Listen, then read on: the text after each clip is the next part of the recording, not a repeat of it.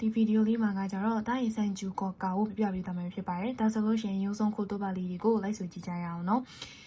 ဟာနာကဆာကီမတ်ပန်ကပွင့်သည်အီရောကခါဝါလီမတ်အယောင်ကပြောင်းလဲသည်ခိုမာလီမတ်အခက်တွေ့သည့်အကြရက်သည့်ဒုက္ခရောက်သည်မာဒူအိုစကေမတ်အမှန်ကိုဝိုင်းနေဒါမှမဟုတ်လို့ရှိရင်အမှတ်အသားပြုသည်ရေးချစ်သည်ပြောခီကနာဝလီမတ်ယောဂါကပျောက်ကင်းသည်ပြန်ကောင်းသည်ခိုရှောကနာဝလီမတ်ဆိုလို့ရှိရင်အပြက်ဒီကပြန်ကောင်းတာကိုသုံးချင်တာပါခူရီခုရှိမဆိုလို့ရှိရင်ကွန်ပျူတာ clip နှိပ်တာကိုပြောတာပါနျူလီယောကိုရှိမဆိုရင်ကွန်ပျူတာအချက်အလက်သွင်းသည်ထာရရှိမှန်ကန်သောမူခိုအဝေးအခြားတစ်ဖက်ဟိုဘက်ရှိမကျွန်းတောင်မိနာတို့စိတ်ကခင်းကျွန်းအနီးနားအိမ်ကြီးအုတ်ခုကျော်ခေါမိုးပေါ်ခိုင်ကိုင်ပင်လယ်ရချနိုင်ငံကြားယမနိုဘောဒီတောင်တက်ချင်းလက်ခိရှိတမိုင်းခိကိုင်အခအခွင့်အရေးကျော်ကအခွင့်အမိတ်မာဒုအဝိုင်းဖူရီကနာခန်းကြီးရဲ့အပေါ်မှာဒါမှမဟုတ်လို့ရှိရင်ခန်းကြီးတွေရဲ့ဘေးနားမှာအတန်ထွက်လေးတွေရေးပေးထားတဲ့ဟာကိုဖူရီကနာလို့ခေါ်ပါတယ်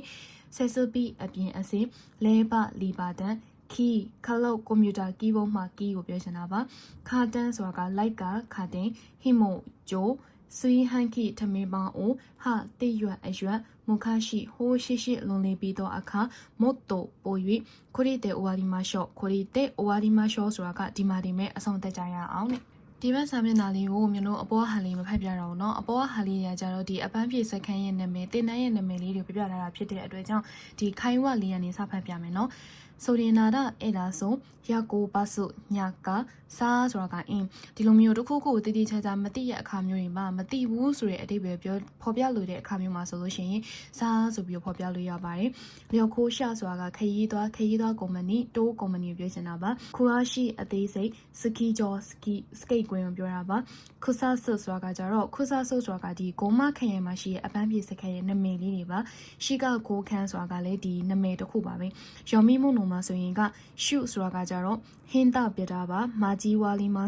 ်ပေါင်းတင်ဆက်ဆံသည့်ခိုတိုဝါဆစကပုံခန်းခိပတ်သက်မှုပတ်သက်ခြင်းဆက်ဆံမှုဆက်ဆံခြင်းနဂါယောကိုရှိမတ်တင်မြတ်နေသည်တဲ့အောင်နေသည်ဟိစယောနာလိုအပ်တော့ဒါဆိုလို့ရှိရင်တော့ grammar လေးကြည့်ကြရအောင်ဒါရိစန်ကျူကကာရဲ့ grammar လေးမှာဆိုလို့ရှိရင်ကအရင်ဆုံးဂျော်ကန်ကေပြောင်းနေလေးကိုကြည့်ကြရအောင်ဂျော်ကန်ကေရဲ့အတိတ်ပဲဆိုလို့ရှိရင်စီကံတတ်မှတ်ချက်ဒီလိုမျိုးတာဖြစ်မယ်ဆိုလို့ရှိရင်ဒီလိုမျိုးတာလုပ်မယ်ဆိုရင်လို့ပြောချင်တဲ့ခါမျိုးမှာဆိုရင်ဒီဂျော်ကန်ကေနဲ့တောင်းလို့ရတယ်ပေါ့နော်သူ့မှာဆိုလို့ရှိရင်အရင်ဆုံး verb ပြောင်းလေးကိုအရင်ကြည့်ကြရအောင် group 1မှာဆိုလို့ရှိရင်က online ကနေ a line ကိုပြောင်းပြီးတော့ဘာပေါင်း group 2မှာဆိုလို့ရှိရင်လူကိုဖြုတ်ပြီးတော့လေဘာပေါင်း group 3မှာဆိုလို့ရှိရင်ကစုတို့ဆိုလို့ရှိရင်စုတယ်ပါနဲ့ခုတို့ဆိုလို့ရှိရင်ခုတယ်ပါဒါဆိုလို့ရှိရင်လဲယူကြည့်မယ်ဆိုလို့ရှိရင်အာဝတွေ့ဒီဆိုလို့ရှိရင် group 1ဖြစ်တယ်အဲ့တော့ group 1ဆိုရင် online ကနေ a line ပြောင်းဘာပေါင်းဖြစ်တဲ့အတွက်ကြောင့်ဒီ online ကနေ a line ပြောင်းတော့ a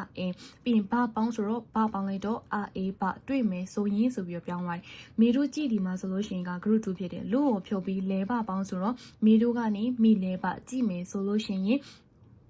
ဒါကြတော့ဗတ်ပြောင်းတာပေါ့နော်နောက်တစ်ခုကじゃ adjective နဲ့ noun ကိုဘယ်လိုပြောင်းမလဲဆိုလို့ရှိရင် adjective တာဆိုလို့ရှိရင်အဲ့ဒီ ကိုဖြုတ်ပြီးတော့ခဲ့တယ်ပါပေါင်းပြရမယ် adjective တာဆိုလို့ရှိရင် ကိုဖြုတ်ခဲ့တယ်ပါပေါင်းနာ adjective တာဆိုလို့ရှိရင်နာကိုဖြုတ်နာတာပေါင်းနာ adjective ဆိုရင်နာကိုဖြုတ်နာတာပေါင်း noun ဆိုလို့ရှိရင်ကကြတော့အဲ့ဒီ noun ရဲ့အနောက်မှာနာတာပေါင်းပြရမယ်ဥမာလေးနဲ့ဆိုလို့ရှိရင်တာကိုက်ဆိုတာကမြင့်တော့တာကိုက်ကို adjective ဆိုရင် ကိုဖြုတ်ပြီးခဲ့တယ်ပါပေါင်းဆိုတော့တာကခဲ့တယ်ပါမြင့်မယ်ဆိုလို့ရှိရင်နောက်တစ်ခုနာ adjective ကနာကိုဖြုတ်ပြီးနာတာပေါင်းဆိုတော့ခီတဲ့နာကနေပြီးတော့ခီတဲ့နာတာလှမယ်ဆိုလို့ရှိရင်အမေကမိုးဖြစ်တယ်နောင်ဆိုရင်နာတာပေါင်းဆိုတော့အမေနာတာမိုးရွာမယ်ဆိုလို့ရှိရင်မိုးဖြစ်မယ်မိုးရွာမယ်ဆိုလို့ရှိရင်ဆိုပြီးတော့ပြောတာဒါဆိုလို့ရှိရင်ရုံဆုံးလန်ရှုအေးရဟာလေးကိုအရင်ပြောင်းကြည့်လန်ရွှေအိမ်မှာဆိုလို့ရှိရင်ကကြတော့ဒီဂျော်ကန်ကေပြောင်းနေသူက mask နဲ့ပြောင်းတယ်မျိုးတို့က dictionary found နဲ့ပြောင်းကြရအောင်ဒါဆိုရင် I must state ဒီဆိုလို့ရှိရင် online ကနေ airline ပြောင်းပြီးဘာပေါင်းမှာဖြစ်တဲ့အတွက်ကြောင့်အောက်ကနေပြီးတော့ RA ဘာတွေ့မယ်ဆိုလို့ရှိရင် kiki mas ဆိုလို့ရှိရင်ကကြတော့ kiki mas ဆိုတာကကြတော့မေးတယ်ဒါမှမဟုတ်လို့ရှိရင်ကြားတယ်နားထောင်တယ်ဖြစ်တဲ့အတွက်ကြောင့် kiki mas ဆိုလို့ရှိရင်ကကြတော့ kiki ဘာဆိုလို့ရှိရင်ကြားမယ်ဆိုလို့ရှိရင်ဒါမှမဟုတ်လို့ရှိရင်မေးရဆိုလို့ရှိရင်မေးမယ်ဆိုလို့ရှိရင် isogi mas ဆိုလို့ရှိရင် isoge ဘာအလင်းအမြန်လုပ်မယ်ဆိုလို့ရှိရင်ဒါရှိမဆိုလို့ရှိရင်ဒါစေပါထုတ်မယ်ဆိုလို့ရှိရင်တင်မယ်ဆိုလို့ရှိရင်ထပ်မယ်ဆိုလို့ရှိရင်မချိမဆိုလို့ရှိရင်မသေးပါစောက်မယ်ဆိုလို့ရှိရင်ရော်ဘီမတ်ရော်ဘေးပါခေါ်မယ်ဆိုရင်နော်မီမတ်နော်မဲပါတောက်မယ်ဆိုရင်ဖူဒီမတ်ဖူဒေပါရွာမယ်ဆိုရင်ဒါမှမဟုတ်လို့ရှိရင်တုံမယ်ဆိုရင်လောင်းချမယ်ဆိုရင်ဆိုပြီးတော့ပြောင်းသွားတယ်ဒါဆိုရင် group 2ကိုကြည့်မယ်ဆိုလို့ရှိရင် group 2မှာကကြတော့ harimas ဆိုတာကနေတာဒီ harimas မှာလူကိုဖြုတ်ပြီးလဲပါပေါင်းဆိုတော့ hale လဲပါနေတာမယ်ဆိုလို့ရှိရင် mimas ကြည့်ဒီမှာဆိုရင် mi လဲပါကြည့်မယ်ဆိုလို့ရှိရင် group 3မှာဆိုလို့ရှိရင်ကကြတော့ခုတို့ဆိုလို့ရှိရင်ခုလေးပါလာမယ်ဆိုရင်နဲ့စုတို့ဆိုရင်စုလေးပါလုံမယ်ဆိုရင်ဒါဆိုရင် e adjective မှာဆိုလို့ရှိရင်ကကြတော့ e adjective ကကြတော့တာကိုက်ဆိုလို့ရှိရင်ကကြတော့မြင့်တော့ဒါဆိုရင် e ကိုဖြုတ်ပြီးခဲ့တယ်ပါပေါင်းဆိုတော့တာကိုက်ခဲ့တယ်ပါမြင့်မယ်ဆိုလို့ရှိရင်နောက်တစ်ခါကြတော့ e ဆိုတာကကောင်းတယ်ဒီနေရာမှာမှတ်ကမှာကဒီ e ကောင်းတယ်ဆိုလို့ရှိရင်ကဒီ e ကိုဖြုတ်ပြီးခဲ့တယ်ပါပေါင်းမယ်ဆိုရင် e ခဲ့တယ်ပါမဟုတ်ဘဲနဲ့ဒီမှာကရော်ခဲ့တယ်ပါဆိုတဲ့ဟာလေးပြောင်းသွားတယ်ဒါလေးကိုအဓိကမှတ်ပါနော် e ကောင်းတော့ဆိုရင်ကောင်းမယ်ဆိုရင်ရော်ခဲ့တယ်ပါပြောင်းနေနောက် adjective မှာဆိုလို့ရှိရင်ခိဒိနာဆိုရင်ခိဒိနာရလှမယ်ဆိုလို့ရှိရင်မာဂျီမဲနာမာဂျီမဲနာရရိုးသားမယ်ဆိုလို့ရှိရင်အမေဆိုရင်မိုးအဲ့တော့အမေနာရဆိုရင်မိုးရွမယ်ဆိုရင်မူလျောဆိုတာကအခမေမူလျောနာရအခမေဆိုလို့ရှိရင်ဆိုပြီးတော့ပြောင်းသွားတာဒီဂျောကန်ကိဆိုတာကဒီလိုမျိုးသာဖြစ်မယ်ဆိုရင်ဒီလိုမျိုးဆိုလို့ရှိရင်လို့ပြောချင်တဲ့အခါမျိုးမှာဆိုရင်ဒီဂျောကန်ကိကိုပြောင်းပြီးတော့ပြောလို့ရတယ်ပေါ့နော်ဒါဆိုရင်နောက်တဲ့ပတ်တန်တစ်ခုတက်ကြည့်အောင်နာနီနာနီနာခေတွေပါနာခေတွေပါဆိုတာကမလုပ်ဘူးဆိုလို့ရှိရင်လို့ပြောချင်တ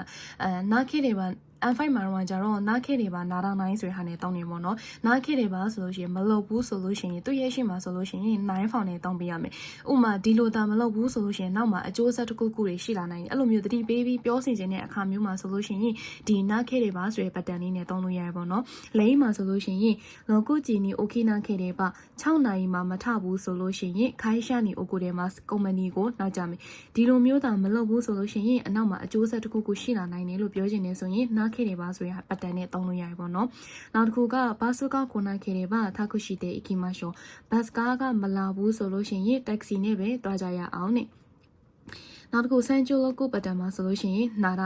ရဆိုတဲ့ဟာလေသူတို့နှစ်ခုလုံးကလည်းအတိတ်ပဲအတူတူပဲဒီပေါ်ကဥစ္စာကကြတော့သူက vat ဒီမှာလေတုံးလို့ရတယ် vat ကို9ဖောင်ပြောင်းပြီးတော့တုံးတာဒီအောက်ကနာရဆိုတာကကြတော့သူကနောင်နဲ့တွဲတုံးရမှာနာရဆိုနောင်ဆိုလို့ရှိရင်နာရနဲ့တွဲတုံးမရမယ်ဖြစ်တဲ့အတွက်ကြောင့်လိမ့်မှာဆိုလို့ရှိရင်ကမိုးမီဂျီနာရနီကိုက edas မိုးမီဂျီတာဆိုလို့ရှိရင်နီကိုဆိုရဒီနီကိုဆိုရမြို့လေးကကောင်းနေပေါ့နော်ဒီလိုမျိုးကိစ္စရဲ့တစ်ခုကိုပြောလိုက်တာနဲ့ချက်ချင်းတန်းပြီးတော့တတိယသွားတယ်ချက်ချင်းတန်းပြီးတော့မျိုးလုံးထဲမှာပေါ်လာတဲ့ဟာလို့ပြောချင်တယ်ဆိုရင်ဒီနာရဆိုတဲ့ဟာနဲ့တောင်းပေးလို့ရတယ်ပေါ့နော်နောက်တစ်ခုကနီဟွန်ဂိုကကိုနာရမင်းနာနောကကိုက edas ဒီဂျပန်စာကျောင်းလို့ဆိုလိုက်တာနဲ့ဒီမင်းနာနောကကိုဆိုဒီကျောင်းရဲ့နာမည်ဒီကျောင်းကကောင်းတယ်လို့ပြောချင်တာပါဒါလို့ပြောလိုက်တာနဲ့တခုခုချက်ချင်းတတိယသွားရင်ဆိုလို့ရှိရင်ဒီနာရနဲ့တောင်းပေးရမယ်ကိုသာဒီလိုမျိုးမလုပ်ဘူးဆိုရင်အနောက်မှာအကျိုးဆက်တခုခုရှိနေရလို့ပြောချင်တဲ့အခါမျိုးမှာဆိုရင်နားခေတွေပါနဲ့တောင်းပေးရမယ်နားခေတွေပါရဲ့အရှိမဆိုလို့ရှိရင်9ဖောင်ပြောင်းရမယ်အဲ့ဒီ9ဖောင်ပြောင်းလာတဲ့ဟာကို e ကိုဖြုတ်ပြီးတော့မှအနောက်ကခေတွေပါပေါင်းတော့နားခေတွေပါဆိုပြီးတော့ပြောင်းသွားတယ်ဒါဆိုရင်လန်ရှူအီလီကိုတွဲပြီးတော့ကြည့်ကြရအောင်လန်ရှူအင်ရဲ့နိမှာဆိုလို့ရှိရင်ကကြတော့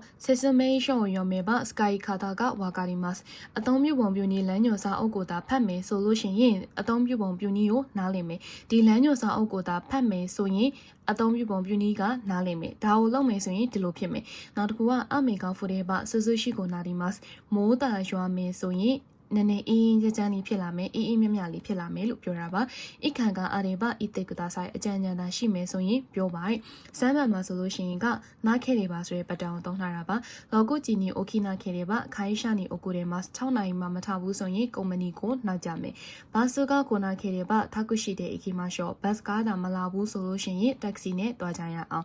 ဘိုရုပန်ကနာခဲတွေပါ MP စစ်တဲ့ခိုင်းတဲ့ကူတာဆိုင်ဘောပင်မရှိဘူးဆိုလို့ရှိရင်ခဲသားဘောပင်နဲ့ပဲရှိပါရုံးမှန်မှာဆိုလို့ရှိရင်明日体の調子が良ければいけると思いますければဖြစ်မယ်ဆိုလို့ရှိရင်ကောင်းမယ်ဆိုလို့ရှိရင်အဲ့တော့明日မနက်ဖြန်体の調子ခန္ဓာကိုယ်ရဲ့အခြေအနေသာရောခဲ့တယ်ပါကောင်းမယ်ဆိုလို့ရှိရင်ねいけると思いますいけるဆိုတာက行くသွားတည်ရဲ့ဘက်ကလာအဲ့တော့いけるဆိုတာကကြတော့ခါနုခေတုံးတာいけるသွားနိုင်မယ်လို့ထင်ပါတယ်明日すぐが悪ければ明後日来てくださいမနက်ဖြန်すぐが悪ければအခြေအနေမကောင်းဘူးဆိုလို့ရှိရင်明後日တပတ်က来てくださいလာပြီးပါ暇ならすりに行きませんか明日暇ならすりに行きませんかမနက်ဖြန်အားမယ်ဆိုလို့ရှိရင်ငားမြောက်ဖို့အတွက်မသွားချင်ဘူးလား明日短期がいい天気なら山登りに行きたいですမနက်ဖြန်ရာသီဥတုကောင်းမယ်ဆိုလို့ရှိရင်တောင်တက်ဖို့အတွက်သွားချင်ပါတယ်ゴーバမှာဆိုလို့ရှိရင်東京スカイツリーへ登りたいんですがどうすればいいですかどうすればဆိုတာကရှိますကလာတယ်အဲ့တော့ရှိますဆိုလို့ရှိရင်ဘယ်လိုလုပ်ရင်ကောင်းမလဲလို့မေးချင်တာရှိますဆိုတာကすればလုပ်မယ်ဆိုရင်どうすればဘယ်လိုလုပ်မယ်ဆိုရင်いいですかကောင်းတယ်လေတဲ့東京スカイツリーကိုသွားခြင်းလို့တက်ခြင်းလို့ ဘယ်လိုမျိုးလုပ်ရင်ကောင်းမလဲတဲ့နောက်တစ်ခုကဒိုရတဲ့ဤခဲ့ပါ edes ကဘယ်လိုလုပ်ပြီးတော့သွားမယ်ဆိုရင်ကောင်းတယ်လေလောကုဘမှာဆိုလို့ရှိရင်မိုးမင်းကြီးနာတာနီကိုက edes မိုးမင်းကြီးတာဆိုလို့ရှိရင်နီကိုဆိုရင်မျိုးကကောင်းတယ်နီဟွန်ကိုကကိုနာတာမင်းနာနောကကိုက edes ဂျပန်စာကြောင်းဆိုလို့ရှိရင်မင်းနာနောကကိုကကောင်းတယ်ဒါဆိုရင်ဒီမှာမှတ်ကမဲ့ဥစ္စာကဒီဂျောကန်ကေပြောင်းနေလို့အဓိကမှတ်ထားပါဂျောကန်ကေပြောင်းပြီးတော့ဂျောကန်ကေပြောင်းတက်မှတာလေးအောက်ကပတ်တန်တွေကိုပြောင်းတက်မှဖြစ်တဲ့အတွက်ကြောင့်ဒီဂျောကန်ကေလေးကိုအဓိကမှတ်ထားပါနော်ဒါဆိုရင်အရှိရဘုံခင်းနဲ့လေးဘုံလေးတွေကိုတွက်ကြည့်ရအောင်ဘွန်ကေအချီမှာဆိုလို့ရှိရင်ကဟာရူနီနာတွေပါဆာကူရာကဆာကီမတ်ဟာရူနီနာဒူဆိုတာကကြာຫນွေဦးရာတီရောက်လာတာဒါဆိုရင်ຫນွေဦးရာတီတာရောက်မယ်ဆိုရင်လို့ပြောချင်နေဆိုရင်ဂျောကန်ကေကိုပြောင်းပြီးရောဟာရူနီနာတွေပါဆာကူရာကဆာကီမတ်ຫນွေဦးရာတီကိုရောက်မယ်ဆိုလို့ရှိရင်ဆာကူရာပန်းတွေကပွင့်နေတန်ကီကရွခေတွေပါမုကွန်းနေရှိမကမီယမတ်ရာတီဥဒုတာကောင်းမယ်ဆိုရင်ဟိုဘက်မှာကျောင်းနေတောင်ကြီးကမြင်ရတယ်ဟိုကိုင်တိုလျိုကိုနာရလောကူကစကအီဒက်ဟိုကိုင်တိုကိုတာခရီးသွားမယ်ဆိုရင်6လပိုင်းကကောင်းနေလေးဘုံအချီမာကခူရမနောမတိုကအကနိုင်တဲ့ဆက်ကဒီကားရဲ့ brain ပေါက်ကမပွင့်လို့တဲ့ဘိုတန်ကိုအိုဆေပါအခီမတ်ရောတဲ့အဲ့ဒီခလုတ်ကိုတာဖိမယ်နှိပ်မယ်ဆိုလို့ရှိရင်ပွင့်နေလေနိဗ္ဗာန်မှာဆိုရင်ဟိုကာနီအခန့်ကအရီမတ်ကတခြားအကြံဉာဏ်တွေရောရှိပါသလားအင်းမရှိပါဘူးတော့ကိုနီအရီမတ်အထူးတလေတော့မရှိဘူးတဲ့နားခင်နေပါခုဒီတဲ့ ORI မှာရှော့မရှိဘူးဆိုလို့ရှိရင်တော့ဒါနဲ့ပဲအဆုံးသတ်ကြရအောင်တဲ့စမ်းမှန်မှာဆိုလို့ရှိရင်နီဟွန်နိုဆေခါဆိုဝါဒိုဒက်စ်ကဂျပန်ရဲ့လူနေမှုဘဝနေထိုင်မှုဘဝဘယ်လိုပါလဲတူတဲမိုဘန်နီဒက်စ်အလုံးအစီအပြေပါတယ်အတင်းမို့ဒါပေမဲ့မော်စကိုရှိပူကာကာယာစခဲတွေပါမို့တိုအီတိုအမွေမတ်နောက်ထပ်နည်းနည်းကုန်စည်နှုန်းတာစည်းချုံမယ်ဆိုလို့ရှိရင်ကုန်စည်နှုန်းတာစည်းကျော်မယ်ဆိုလို့ရှိရင်ပို့ပြီးတော့ကောင်းပြီလို့ထင်ပါတယ်တဲ့ယွန်ဘန်အရှတာမဒေနီလေပိုတိုဒါဆာနာခေတွေပါနာရီမဆန်မနက်ပြန်နောက်ဆုံးထားပြီးတော့ report အစီရင်ခံစာကိုမထပ်လို့မရဘူးလိုက်မိုဒီနာနာအစင်မပြေဘူးဆိုလို့ရှိရင်ခင်ယောဘီမတင်နီဒက်ရှ်တဲ့ကိုသာဆိုင်တောက်ကြနေနောက်ဆုံးထားပြီးတော့ထပ်ပြီးပါတင်ပြီးပါ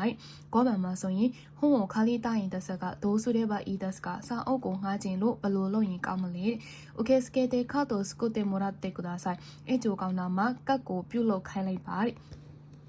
လောကုဘံမှာဆိုရင်နေဆန်းနီချီလျောကိုအိုရှီယော့တိုအမှုတေအီရွန်တက်ဆက်က2ရက်3ရက်ခရီးသွားမယ်လို့တွေးထားတယ်ဆိုပေမဲ့တိုကိုကတိုကိုရိုကရီမတ်ကတနေရာကောင်းတဲ့နေရာလေးများရှိသလားဆိုဒက်စ်နဲ့ဟုတ်တယ်နော်နေဆန်းနီချီနာရဟာကိုနေကနီကိုကတိုအမွေမတ်2ရက်3ရက်ဆိုလို့ရှိရင်တော့ဒီဟာကိုနေဆိုရမြို့ဒါမှမဟုတ်လို့ရှိရင်နီကိုဆိုရမြို့ကကောင်းနေလို့ထင်ပါတယ်ဒါဆိုရင်ဘုံခင်းတဲ့လေဘုံကိုပြန်ဆိုကြည့်ကြရအောင်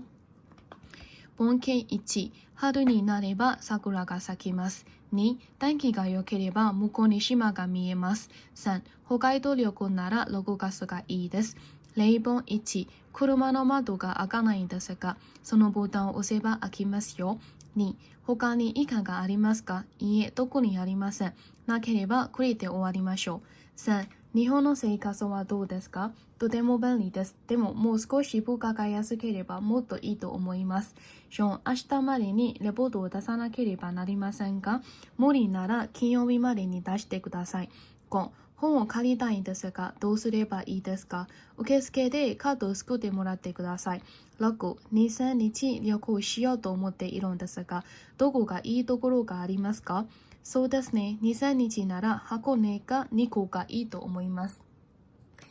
じゃあこれではဒါဆိုလို့ရှိရင်တော့ဒီတိုင်း39ကရဲ့ခုတော့ပါ grammar နဲ့လေးပုံပုံခင်းလေးတွေကိုပြပြပေးသွားမယ်ဖြစ်ပါတယ်။နားမလည်ရရှိလို့ရှိရင် comment လေးမှာမှန်ခဲ့ပြီးလို့ရပါတယ်နော်။မျက်နှာတိတော့လေးပြန်ပြပေးပါမယ်ရှင်။အားလုံးပဲစီမီကြပါစေ။